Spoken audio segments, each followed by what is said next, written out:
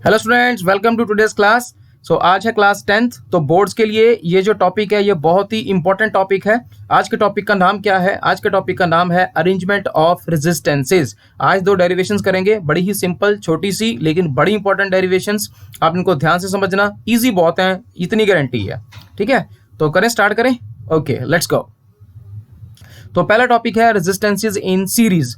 देखो इसका क्या मतलब होता है। मान लीजिए किसी सर्किट में 3, 4, 5, 10, 15, 20 रेजिस्टेंसेस हैं, तो हमें कैसे पता लगेगा कि ओवरऑल या टोटल या इक्विवेलेंट रेजिस्टेंस कितनी है। मतलब पूरे सर्किट में करंट को टोटल कितनी रेजिस्टेंसेस रोक रही हैं। ये तो हमें पता है कि मान लो 10 रोक रही हैं, लेकिन कोई रेजिस्टर 3 ओम का है, कोई 5 ओम का है, कोई 10 ओम का है, तो टोटल रेजिस्टेंस कितनी है करंट को रोकने वाली। इसको पता करने के लिए हम एक फॉर्मूला यूज करते हैं। आज हम उसी फॉर्मूले को डिराइव करेंगे।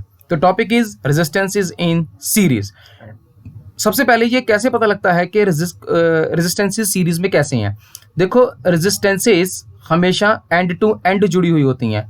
अगर सारी रेजिस्टेंसेस एंड टू एंड जुड़ी हुई हों तो उन्हें बोलते हैं रेजिस्टेंसेस इन सीरीज। ठीक है, जैसे ये R1, R2, R3 एक ही लाइन में। ठीक है, अब इस सर्किट में मेरे पास है एक बैटरी जिसकी वोल्टेज है V और I है मेरे पास करंट, और एक और चीज़ है V1, V2, V3।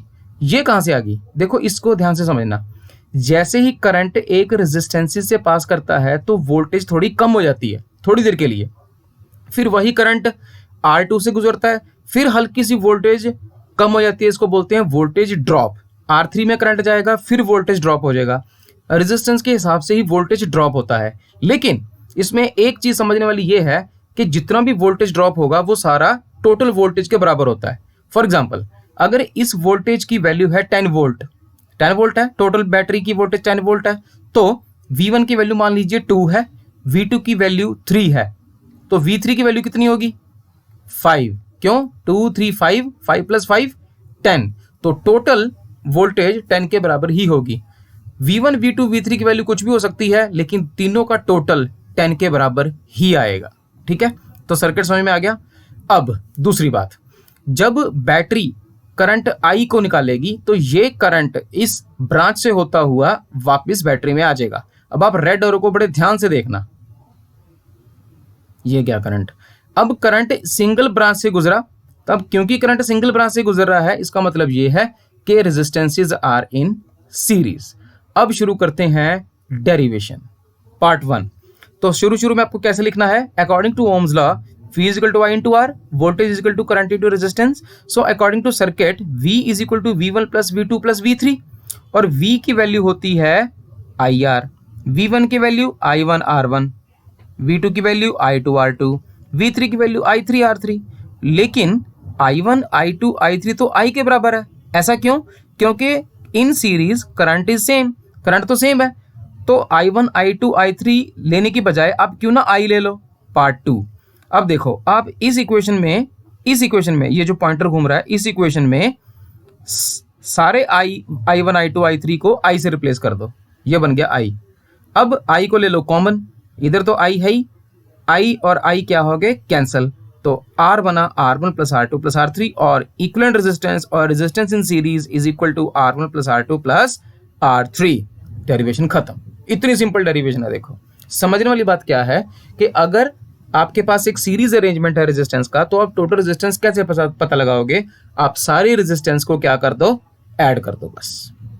मान लो यहाँ पे R1 की वैल्यू है 2, R2 की वैल्यू है 3 और R3 की वैल्यू है 4, तो टोटल रेजिस्टेंस कितनी हुई? 2 + 3 5, 5 और 4 9, तो 9 ओम की टोटल रेजिस्टेंस हुई।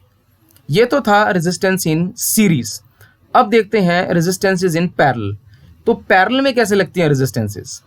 देखो कैसे लगती हैं, ऐसे लगती हैं, R1, R2, R3 ऊपर नीचे लगी होती हैं। इसको बोलते हैं पैरेलल अरेंजमेंट। देख के पता लग जाता है ये पैरेलल अरेंजमेंट है। यहाँ भी वही वोल्टेज है, ठीक है, लेकिन यहाँ पे करंट कुछ ना अजीब तरीके से बिहेव करता है। मैं बताता हूँ कैसे करता है। जब बैटरी ऑन होएगी तो ये बैटरी, ये क्या, ये देखो करंट गया, ये गया करंट, लेकिन करंट जब इस जंक्शन पे पहुंचेगा, करंट को लगेगा यार ये 3 वायर कहाँ से आ गई। अब क्या करूं? करंट क्या करेगा?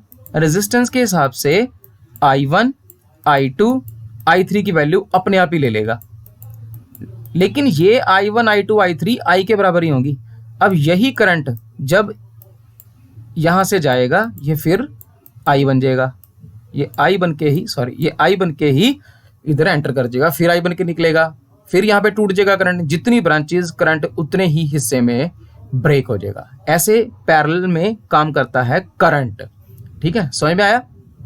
अब डेरिवेशन, ये पैरेलल की डेरिवेशन है, ध्यान से। According to Ohm's law V equal to I into r होता है, लेकिन I is equal to V by r होता है। In parallel arrangement current in every branch is different but potential difference is same. ये बात आप जरूर याद रखना, पैरेलल में करंट सारी ब्रांचेस में डिफरेंट होता है लेकिन पोटेंशियल डिफरेंस सेम होता है।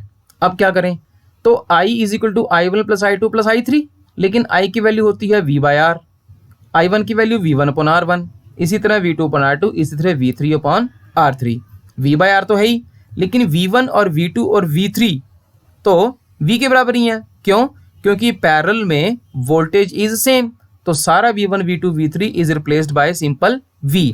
V को कॉमन निकाल लो, इधर भी V है तो V हो जाएंगे कट, और यहाँ बच गया 1 upon R, 1 upon R1, 1 upon R2 plus 1 upon R3।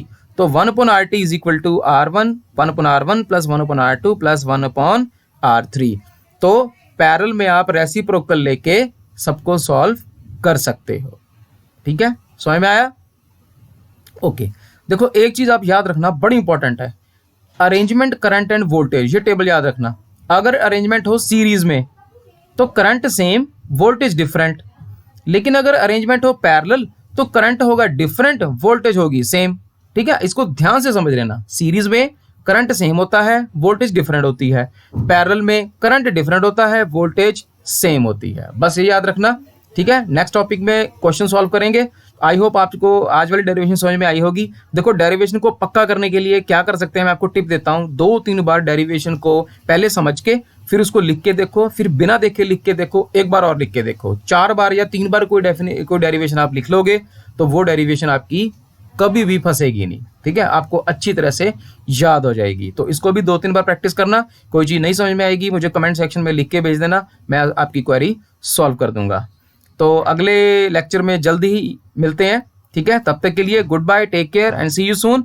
और please like, comment and share अगर आपको मेरी वीडियोस पसंद आ रही हैं, मेरा काम पसंद आ रहा है। कोई भी आपको सजेशन आपको देना हो तो प्लीज़ कमेंट सेक्शन में दे सकते हैं, मैं आपकी हेल्प करता रहूँगा। Thank you very much.